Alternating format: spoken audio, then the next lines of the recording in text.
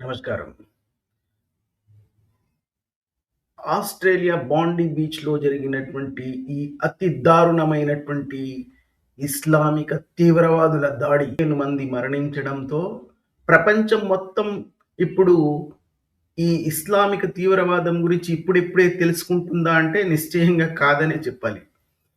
కాకపోతే ఇ ఆస్ట్రేలియా అన్న దేశం ఇది కొని తెచ్చుకున్నటువంటి ఒక ఆపద, ప్రమాదం అని నిశ్చయంగా మనం చెప్పవచ్చు. ఎందుకంటే, ఈ పాశ్చాత్య దేశాలు అన్నీ గూడా వీళ్ళందరినీ ఈ సిరియా నుంచి, ఇరాక్ నుంచి, పాకిస్తాన్ నుంచి, ఆఫ్ఘనిస్తాన్ నుంచి, బంగ్లాదేశ్ నుంచి వచ్చినటువంటి ఈ ఇస్లామిక వలసదారులను వాళ్లకు సకల సౌకర్యాలు కల్పించి, పంచనక్షత్ర సౌధాల్లో నివసింపజేసి, వాళ్ళను అనునయించి, అశ్లేషించి, బుజ్జగించి, వాళ్ళను స్వాగతం పలికి, వాళ్లకు నివాస స్థలాలు ఏర్పరిచి, అన్ని సౌకర్యాలు కల్పించి అక్కడ ఉంచుకున్నప్పుడు ఆలోచించవలసింది. కానీ అవన్నీ చేసిన తర్వాత కూడా వాళ్ళు కృతజ్ఞతాభావంతో అక్కడ ఈ దేశం వాళ్ళు మానవత్వంతో మమ్మల్ని స్వీకరించి ఇక్కడ స్వాగతించారు అనుకుంటే ఇస్లాం యొక్క సిద్ధాంతాల్లో అలాంటి సిద్ధాంతం ఏమీ లేదు అన్న వాస్తవాన్ని వీళ్ళు తెలుసుకోవాలి. ఎప్పుడైతే ఇజ్రాయిల్ మీద ఈ హమాస్ తీవ్రవాదులు దాడి చేసినప్పుడు ఫలస్తీన్‌ను సమర్థించుకుంటూ ఇజ్రాయిల్‌ని వ్యతిరేకిస్తూ ఈ పాశ్చాత్య దేశాల్లో జరిగినటువంటి సమ్మేళనాలు ఈ యాంటీ సెమిటిజంని, యూదుల వ్యతిరేకత ఎక్కడ ప్రబలి అక్కడ ఉన్నటువంటి విశ్వవిద్యాలయాల్లో విద్యార్థులు సైతం యూదులకు వ్యతిరేకంగా ఫలస్తీన్ హమాస్ తీవ్రవాదులకు సమర్థించుకుంటూ ప్రకటనలు చేస్తూ ప్రతిషేధాలు చేస్తూ రోడ్ల మీద విశ్వవిద్యాలయాల్లో కాలేజీలలో వాళ్ళు ఆటాడినటువంటి ఆ దృశ్యాలు చూసి ప్రపంచం ఆ రోజే విస్తుపోయినటువంటి మాత్ర వాస్తవం. ఇంత విచ్చలవిడితనానికి వీళ్లకు అవకాశాలు కల్పించి వాళ్లను నెత్తి మీద కూర్చుండబెట్టుకొని వాళ్ళు ఏం చేసినా అది ప్రేక్షకులా వీక్షిస్తూ వాళ్ళకు దానికి సౌకర్యాలు కూడా చేస్తూ ప్రభుత్వాలు అనునయిస్తూ అశ్లేషిస్తూ వాళ్లను దోహదం చేసి వాళ్లను సమర్థించినప్పుడే ఈ ప్రమాదం పొంచి ఉంది అని మాలాంటి వాళ్ళకి తెలుసు. ఆస్ట్రేలియా కూడా పాశ్చాత్య దేశాల్లో లాగా యూరప్ దేశాల్లో లాగా అక్కడ ఇస్లామిక తీవ్రవాదం కొంచెం దూరంలో ఉంది. మా దేశంలో ఇంతవరకు ఏ తీవ్రవాదం అన్నది ఇంకా పుంజుకోలేదు, ఇలాంటి సంఘటనలు జరగలేదు. ఎందుకంటే అందుకే వాళ్ళు ఫలస్తీన్ను యునైటెడ్ నేషన్స్ లో దేశంగా అంగీకరించి ఇజ్రాయిల్కు వ్యతిరేకంగా ఓటు వేసినటువంటి దేశం అది.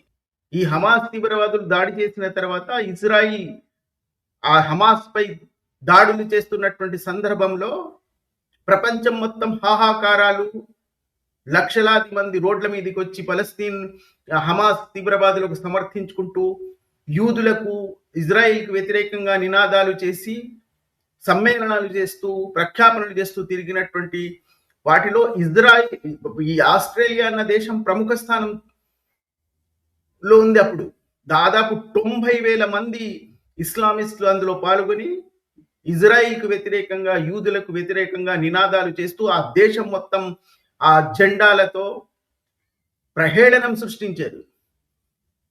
అప్పుడు కూడా అక్కడ ఉన్నటువంటి అంటోనీ అల్బనీస్ అన్న ప్రభుత్వం ప్రధానమంత్రి వాళ్ళ యొక్క నినాదాలను చిరునవ్వులతో స్వీకరించాడు. వాళ్ళని ఏ మాత్రం అడ్డుకోలేదు.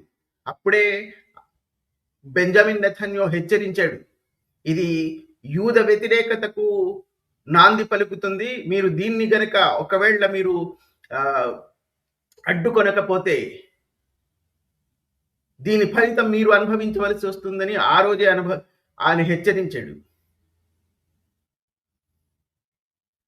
ఈ విషపాములు ఎవరైతే పాలు వేసి పెంచుతున్నారో వాళ్లను కూడా కాటేస్తాయన్న సంగతి వీళ్ళకు తెలియక దాని ఫలితమే ఇప్పుడు అనుభవిస్తున్నారు వాళ్ళు. పైగా ఎంత తొందరగా వీళ్ళు తమ యొక్క రూపాన్ని, సిద్ధాంతాన్ని మార్చుకొని వాళ్ళు మాట్లాడతారో కూడా ఇప్పుడు మనం చూస్తూ ఉన్నాం. ఇప్పుడు ప్రపంచం మొత్తం మీద అందరూ ఉమ్మేస్తున్నారు ముఖాల మీద ఇస్లాంకు వ్యతిరేకంగా దేశాలు తిరుగుతున్నాయని, అక్కడి ప్రజలు తిరుగుతున్నారని దేశాధినేతలు అర్థం చేసుకున్న తర్వాత ఇప్పుడైనా కాస్త వాళ్ళు యొక్క సిద్ధాంతాలను, అభిప్రాయాలను ఈ రాజకీయ నాయకులు అంటోనీ అల్బనీస్ లాంటి వాళ్ళు మార్చుకుంటారా లేదా అనేది మనకు తెలియదు. బహుశా ఆయన ఇప్పుడు దిగవలసి వస్తుంది. అంత వ్యతిరేకత వచ్చేసింది.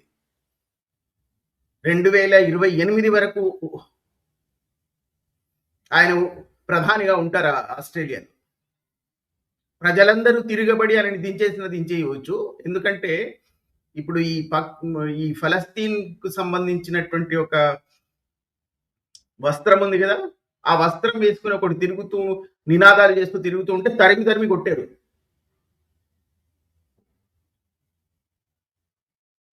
వాళ్ళు కూడా మేల్కుంటున్నారు. ఎంతకాలం సహిస్తారు దీన్ని?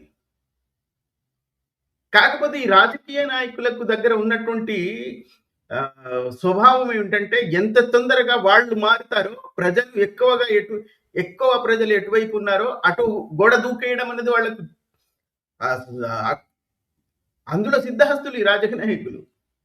ఇప్పుడు ప్రజలందరూ ఇస్లామిస్టులకు వ్యతిరేకంగా నినాదాలు చేస్తూ రోడ్ల మీదకి వచ్చి ప్రతిషేధం ప్రకటించారంటే రాజకీయ నాయకులు వెంటనే మారిపోతారు. వాళ్ళు చెప్పి కూడా అర్థం లేదు. ఇప్పుడు కొత్త నెరేటివ్ ఒకటి ఏం మనం వింటున్నామంటే, ఈ సంఘటన జరిగిన వెంటనే ఆస్ట్రేలియాలో ఉన్నటువంటి కొన్ని ఇస్లామిక మత పెద్దలు, అక్కడ సంస్థలు తీవ్రవాదంలో పాల్గొన్న తండ్రి కొడుకుల్లో తండ్రి చనిపోయాడు. ఆ తండ్రి యొక్క శవ సంస్కారాన్ని మేము ఇస్లామిక రీతుల్లో నిర్వహించడానికి సిద్ధంగా లేమని మరి ప్రఖ్యాపించారు. అది ఎందుకంటే ఇప్పుడు ప్రపంచం మొత్తం వీళ్ళకి ఎదురు తిరుగుతుంది. ఇస్లాం పై యుద్ధ ప్రఖ్యాపన చేయడానికి సిద్ధంగా ఉంది మొత్తం ప్రపంచం అని అర్థం చేసుకున్నటువంటి వీళ్ళు ఇది మొత్తానికే మోసం వచ్చేలాగా ఉంది. కాబట్టి ఇప్పుడు కూడా మనం ఇలాంటి శవ సంస్కారాలు బహిరంగంగా వేలాది మంది పాల్గొని చేస్తే బహుశా మన ముఖం మీద ఉమ్మేస్తారు. ఇప్పుడు కాస్త మనం తగ్గాలి అని వాళ్లకు ఏ సందర్భంలో మనం తగ్గాలి, ఎప్పుడు తన ఎత్తి వీళ్ళ మీద దాడి చేయాలి అనేది బాగా తెలిసినటువంటి వాళ్ళు. ఇంకొక రీల్స్ నడుస్తున్నాయి యూట్యూబ్లో, అన్ని సోషల్ మీడియాలో. ఏమిటంటే చూసారా, మా ముస్లిమే వాళ్లను ఒకడిని నిరాయుధుడిని చేసేసాడు, ఆ తీవ్రవాదిని అహ్మద్ అని. ఇవన్నీ చీకట్లో రంధ్రాలను పూడ్చడం లాంటిది. ఇంత పెద్ద దారుణం చేసి 15 మంది యొక్క జీవితాలను మొత్తం 10 సంవత్సరాల చిన్నారి పాపతో పాటుగా 83 సంవత్సరాల వృద్ధ వ్యక్తి వరకు కూడా అందులో ఉన్నారు. ముఖ్యంగా యూదులు ఎక్కువ శాతం ఆ చనిపోయినటువంటి వాళ్ళలో యూదులే ఉన్నారు. ఎందుకంటే వాళ్ళ మత సిద్ధాంతంలోనే అది వ్రాయబడి ఉంది. వాళ్ళ స్వయం ప్రఖ్యాపిత ప్రవక్త చివరిగా ఇచ్చినటువంటి ఆజ్ఞ ఏమిటంటే యూదుడు ఒక్కడు కూడా ఈ ప్రపంచంలో బ్రతికి ఉండకూడదు అని. వాళ్ళను అంతం చేస్తే తప్ప అంతిమ రోజు రాదు అని. దాన్ని నరాన జీర్ణించుకున్నటువంటి ఈ జిహదీలు యూదులను మొత్తం ఈ భూమి మీద నుంచి అంతం చేయడానికి ఇలాంటి జిహదులు చేస్తున్నారు. ఇది అర్థం చేసుకోలేనటువంటి ఈ కొన్ని పాశ్చాత్య దేశాల ప్రభుత్వాలు ఇంకా వీళ్ళను అనునాయించి, అశ్లేషించి, వీళ్ళను బుజ్జగించి ఇంకా వాళ్ళను పెంచి పోషిస్తున్నారు. దానికి వాళ్ళే అనుభవిస్తారు, ఇప్పుడు అనుభవించినట్టు. అప్పుడు కానీ వాళ్లకు అర్థం కాదు. దాడి చేస్తారు, మళ్ళీ వీళ్ళలోనే ఒకడు వచ్చి కాపాడినట్టు నాటకాలు ఆడతారు. ఇదంతా చీకట్లో రంధ్రాలు పుడిచడం లాంటిది.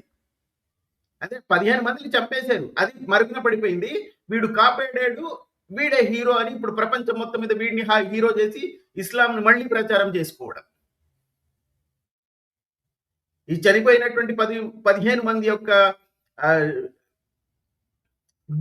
దురంతం మరుగున పడిపోతుంది, వీడు హీరో అయి తిరుగుతాడు. తలలో భారతీయులైన కనీసం పడకుండా ఈ దేశాన్ని రక్షించుకోవాలి, ఈ దేశంలో మనం వీళ్ళకు బానిసలు కాకుండా రాబోయే తరం మిగిలాలి అంటే మీరు కనీసం ఇప్పుడైనా మీరు వీళ్ళను అర్థం చేసుకోగలగాలి, ఈ ఇస్లాంను అర్థం చేసుకోగలగాలి, వీళ్ళని అర్థం చేసుకోగలగాలి.